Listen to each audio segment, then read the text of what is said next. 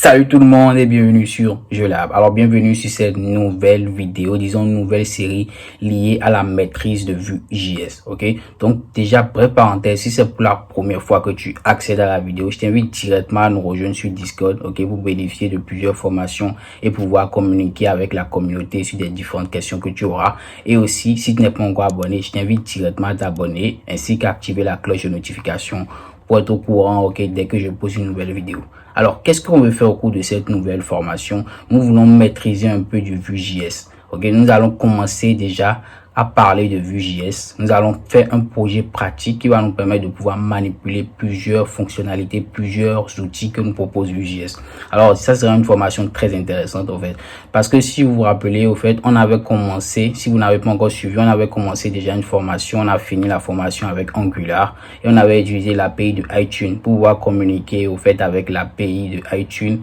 Nous avons utilisé Angular pour faire le front. Donc, si vous n'avez pas suivi directement, vous allez voir la vidéo défiler là. Donc, c'est une formation quand même très intéressante et j'ai eu beaucoup de retours. Vous avez vraiment aimé comment cela marche. Donc, je me propose, au fait, de faire une deuxième formation, mais cette fois-ci avec Vue.js et nous allons réaliser la même chose, mais avec beaucoup plus de fonctionnalités. Alors, je vais vous laisser déjà voir un peu la démo de ce qui sera fait et je vais vous donner rendez-vous pour le début de la formation. Alors, déjà, en premier lieu, nous allons au fait utiliser Bootstrap pour pouvoir avoir un design comme vous le voyez ici. Donc, nous aurons au fait une navbar et nous aurons directement une barre de recherche directement là. Ok. Donc, avec cette barre de recherche, nous pourrons faire directement des recherches directement depuis iTunes. Donc, par exemple, si je fais au niveau de la barre de recherche et je tape par exemple DA par exemple, et je clique sur rechercher. Vous allez voir que directement, au fait, il va nous afficher la liste de tous ceux qui ont rapport, au fait, aux ces deux lettres que j'ai entrées. Donc ici, par exemple, je descends, je peux voir au fur et à mesure toute la liste. Ok, donc cherchons de manière précise, par exemple, un artiste. Ici, par exemple, je tape Davido. Ok, donc et je recherche par là directement. Vous voyez que ça a directement rechargé, c'est-à-dire ça a refait une requête directement à l'API. Ok, donc ce qui est très intéressant ici, c'est que nous pouvons écouter la musique. Nous pouvons voir des détails de la musique et nous pouvons ajouter une musique à notre favori. Alors, comment ça marche déjà ici? Si je veux écouter une musique, je ferai comme ça. Ok, vous voyez que directement, j'écoute la musique. Très intéressant. Une fois que la musique est, on peut écouter la musique, on peut ajouter cette musique-là à ses favoris. Par exemple, ici, si je clique sur le bouton ajouter à mes favoris, vous voyez que directement ici, il y a une option qui apparaît, liste de vos favoris et vous pouvez écouter cela.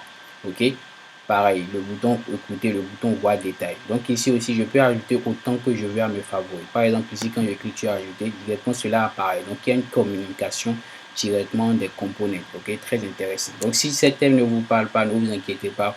Tout au long de la formation, on va quand même expliquer les notions. Donc je peux en ajouter plusieurs. Par exemple, supposons quand je ajoute, par exemple ici, j'en ai ajouté 4. Je peux supprimer de mes favoris. Donc quand je supprime directement, vous voyez que ça a été supprimé. Et il y a un système de notification qui apparaît, suppression effectuée avec succès.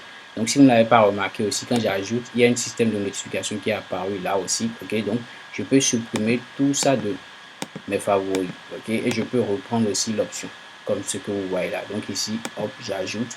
Et ce qui est très intéressant, quand j'ajoute, vous voyez que c'est grisé. C'est-à-dire je ne peux plus rechoisir au fait un autre. Très intéressant. Ok, donc ici après ça, je peux aussi voir les détails. Donc quand je clique ici, ok, on peut voir les détails. Cette partie, on va le faire ensemble pour pouvoir voir au fait comment cela marche.